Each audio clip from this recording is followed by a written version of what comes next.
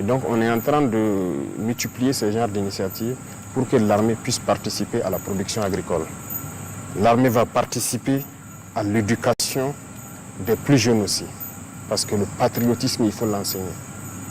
Donc l'armée aura un rôle prépondérant, en tout cas à l'avenir dans la vie de la nation. Parlons d'économie à présent. Monsieur le Président, l'économie des pays en guerre est régionalement affectée. Quelles sont vos stratégies pour relancer l'économie nationale? Il y a beaucoup de choses en vue qu'on ne va pas peut-être dire tout de suite. Mais déjà, il s'agissait de maîtriser les dépenses publiques. Ça, on est en cours. C'est ce qui nous permet de faire des acquisitions. Deuxièmement, c'est vrai qu'on a coincé un peu au niveau de la dette intérieure pour pouvoir équiper l'armée. Donc, on a atteint une phase où on a ordonné, je pense qu'à partir de la semaine prochaine, tout ce qui est petite dette, on a mis un certain montant, ils vont tout payer la semaine prochaine. Et au fur et à mesure, en allant vers les grandes dettes, pour que l'économie interne puisse tourner aussi. Parce que si la dette intérieure n'est pas payée, ça ne pourra pas tourner. Mais il fallait faire ce break-là, s'équiper, s'organiser et commencer ça. Dieu merci, le peuple a été résilient. Et je pense qu'il est temps de permettre de souffler un peu pour que l'économie puisse tourner.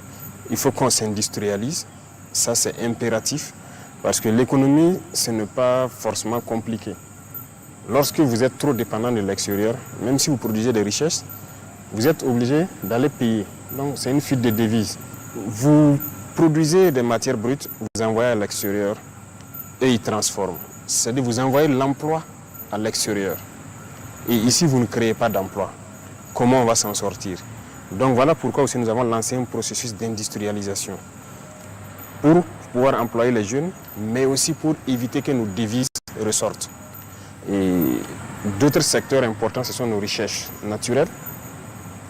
On a pu évaluer plus ou moins. Ce n'est pas que l'or. Ici, nous avons beaucoup de choses très intéressantes. Quand vous prenez rien que la construction, le ciment, ici au Burkina, nous avons le calcaire.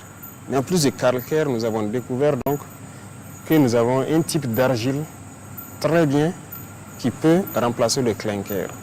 Donc, nous sommes en train de réfléchir à toutes ces technologies, comment mettre des usines sur place qui vont permettre de transformer tout ça sur place.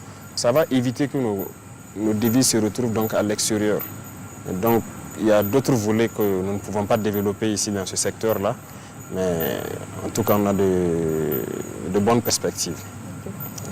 Monsieur le Président, vous venez de le dire, donc il y a de l'espoir pour les entreprises et les particuliers qui avaient des factures impayées. Oui, oui, beaucoup d'espoir.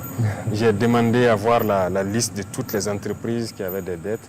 J'ai même vu des entreprises qui ont des factures de moins de 5 millions qui traînaient au trésor et tout, qui ne sont pas payées. Donc nous avons ordonné, nous avons fait un planning. Toutes ces entreprises, jusqu'à une certaine facture, ça sera payé donc normalement la semaine prochaine. Et après, il y aura une deuxième session pour éponger petit à petit. Mais il fallait faire un planning pour vraiment pouvoir assurer et assurer aussi un minimum au côté sécurité et défense. Voilà. Justement, est-ce que vous avez un mot à l'endroit des Burkinabés qui continuent de contribuer à l'effort de guerre?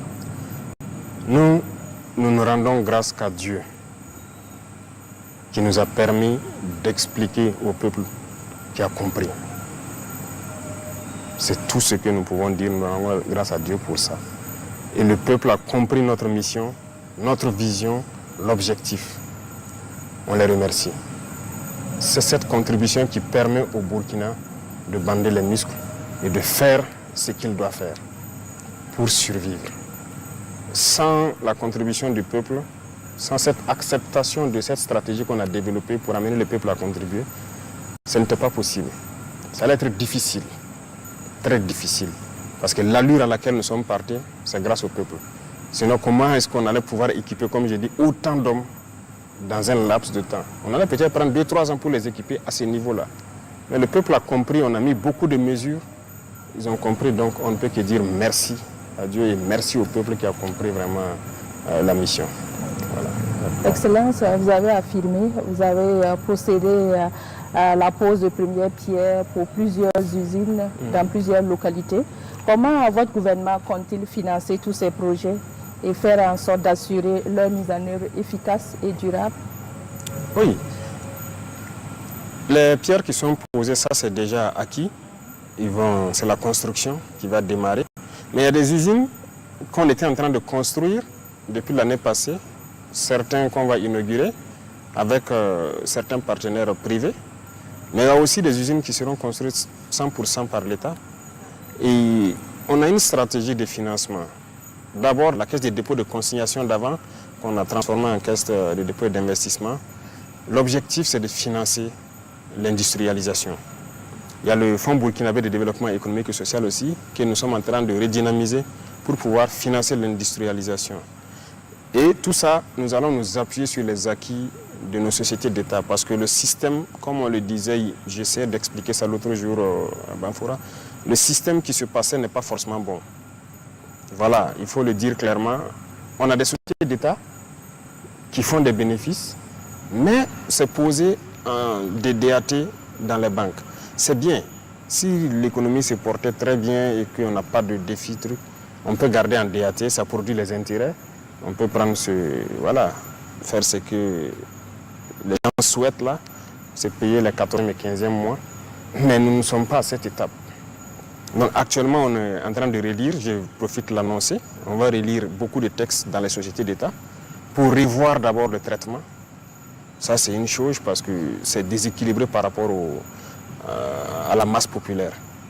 Et les DAT là, nous allons les toucher.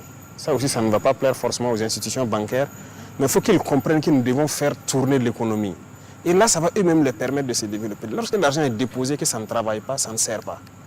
Donc ce sont ces sociétés d'État qui vont financer beaucoup d'entreprises, beaucoup d'industries, qui vont produire et qui vont nous empêcher de partir chaque fois à l'extérieur chercher ce que nous voulons. Donc ça, c'est la grande partie comme ça, mais il y a aussi nos recherches naturelles. Là où nous allons, le nouveau code va passer à l'Assemblée, nous allons aussi nous appuyer sur l'exploitation longue de l'or pour industrialiser le pays. Et nous allons exploiter, en tout cas pour ce qui est de l'or, nous connaissons le faire. L'APEC a été instruite, nous allons mettre en place, ça a commencé déjà avec la SONASP, les premières unités de traitement. Ça a été mis en place à Zorgo, d'autres sont en train d'être mis en place au sud-ouest, pour avoir de l'or, produire donc cette richesse-là qui va nous permettre de nous industrialiser. Bref, il y a beaucoup d'autres volets sur lesquels nous sommes en train d'appuyer pour y parvenir. Les salariés des sociétés d'État doivent s'attendre à une baisse de salaire? Pas une baisse de salaire, mais une correction. Pour certains, ça serait peut-être une baisse, pour d'autres, ça sera peut-être une augmentation, pour d'autres, ça va rester stable. Mais je ne vais pas rentrer dans certains détails, au risque de les créer des soucis. Mais la manière dont ça se passe, ce n'est pas bien. D'abord, c'est trop disparate. Chaque société fonctionne de sa façon. Que ce soit la grille salariale, que ce soit les conseils d'administration, chacun décide de comment se rémunérer. Ce n'est pas bon. Il faut équilibrer tout et avoir un principe. Voilà. Donc c'est ce que nous sommes en train de faire. Donc dans le principe, peut-être que certains verront leur salaire baisser, mais c'est pour la masse populaire qu'ils le comprennent. Monsieur le Président, on dit que les structures ne sont pas les mêmes. Oui, les structures ne sont pas les mêmes, mais on a des sociétés d'État. Ouais. Donc tout doit contribuer à ce que l'État puisse donc avoir quelque chose. Parce que l'État, c'est quoi? Partout où nous passons comme ça, les gens demandent les routes. Comment on fait? Il faut les construire. Il faut les construire. Les gens n'ont pas l'eau potable. Il faut faire assez de forêt. Il y a tellement de défis au Burkina. Mais il faut qu'on utilise. On ne peut pas être là à avoir des millions par mois de salaire pendant que d'autres boivent l'eau dans un marigot. Non. On va équilibrer pour pouvoir servir ceux qui sont dans les villages qui ont des besoins primaires. Voilà. Et les gens qui vont nous excuser, c'est comme ça. Il faut équilibrer un peu.